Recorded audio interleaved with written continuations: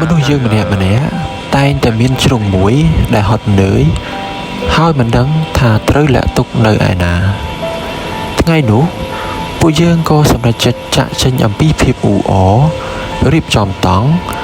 រួចធ្វើដំណើរទៅកាន់ភ្នំគិរីរម្យពួកយើងមិនដឹងទេថាដំណើរកម្សាន្តមួយនេះនឹងទៅជាយ៉ាងណាដឹងត្រឹមថាឲ្យតែមានមិត្តភ័ក្តិដែលយល់ចិត្តគ្នានោះទីណាក៏ជាកន្លែងដែលអាចព្យាបាលផ្លូវចិត្តបានដែរហើយធម្មជាតិក៏បានសាកល្បងចិត្តពួកយើងវាជាលើកដំបូងបង្អស់ដែលពួកយើងបានជិះម៉ូតូឡើងភ្នំទាំងមេឃកំពុងតែភ្លៀងធ្លាក់ដីក្រហមរអិលខ្លាំងទឹកភ្លៀងត្រជាក់ស្រេបនៅពេលដែលពួកយើងទៅដល់កំពូលភ្នំហើយបានឈរសម្លឹងមើលទិដ្ឋភាពព្រៃស្រល់ដ៏ធំល្វឹងល្វើយក្រោយភ្លៀងធ្លាក់ស្រាប់តែមានអារម្មណ៍ថារាល់ទុក្ខកង្វល់ភាពមងសៅនិងសម្ពាធទាំងឡាយនៅក្នុងចិត្ត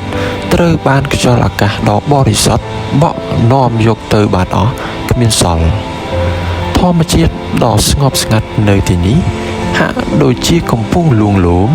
និងប្រាប់ពួកយើងថាមិនអីទេរឿងរ៉ាវហត់នឿយទាំងប៉ុន្មានបានកន្លងហួសទៅហើយវិនាទីនោះ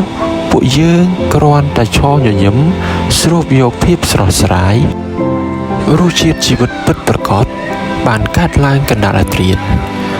មេឃភ្លៀងបោកបក់យ៉ាងខ្លាំងតង់ក៏ចាប់ផ្ដើមជ្រាបទឹក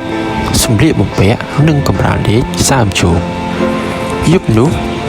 ពួកយើងគ្មាននរណាម្នាក់បានគេងសោះឡើយពួកយើងត្រូវអង្គុយអោបជង្គង់រងាញាក់ញ័រមើលមុខគ្នាក្នុងតង់ងងឹតដែលមានត្រឹមតែពន្លឺពិលទូរស័ព្ទប៉ុន្តែ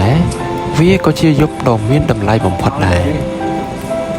នៅក្នុងភាពស្ងប់ស្ងាត់និងអត់ងុយនោះពួកយើងក៏បាននិយាយគ្នាអំពីរឿងរ៉ាវជាច្រើននិងស្វែងយល់អំពីទុក្ខលំបាករបស់គ្នាទៅវិញទៅមកដំណើរកម្សាន្តដែលល្អបំផុតមិនមែនជាដំណើរកម្សាន្តដែលស្រណុកសុខស្រួលនោះទេតែជាដំណើរដែលរាល់ទុក្ខកង្វល់ត្រូវបានរលាយបាត់ទៅជាមួយធម្មជាតិហើយអ្វីដែលនៅសល់គឺស្នាមញញឹមការយល់ចិត្តគ្នានិងមិត្តភាពដែលកាន់តែរឹងមាំក្រោយពេលឆ្លងកាត់ការលំបាកជាមួយគ្នារហូតคล้ายទៅជាការចងចាំដែលមិនអាចបំភ្លេចបាន